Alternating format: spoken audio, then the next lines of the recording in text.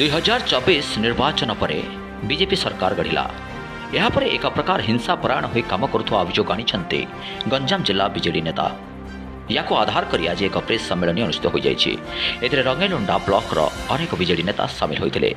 BJP କର୍ମୀମାନେ ଜିତିବାରେ ଅତ୍ୟଧିକ ଉତ୍ସାହିତ ହୋଇ ହିଂସାତ୍ମକ କାର୍ଯ୍ୟ କରୁଥିବା ଅଭିଯୋଗ ଆଣିଛନ୍ତି ଜିଲ୍ଲା ବିଜେଡି କର୍ମୀମାନେ। ସ୍ୱୀକାର କରୁଛନ୍ତି ଯେ ଯାହା ଝଗଡ଼ା ହେଇଛି ପୁଲିସ ସେଟା ଆକ୍ସନ କାହିଁକି ଆପଣ ଡରୁଛନ୍ତି?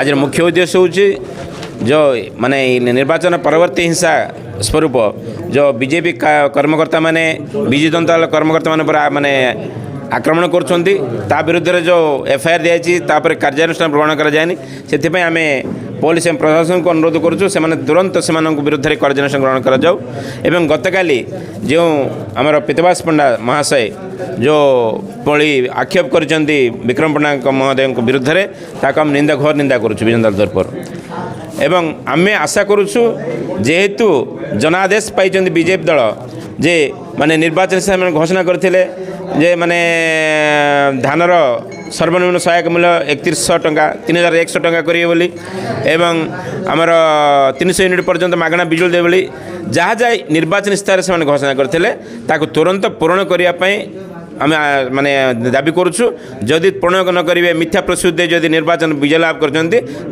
विरुद्ध में आम आंदोलन करने प्रस्तुत रही। हाँ विजिलेंस तदंत आम आक्षेप कर माने स्वागत करुँ जदि जेकोसी प्रकार विजिलेंस तदंत को आम स्वागत करुँ किसी प्रॉब्लम नहीं कहलु परा से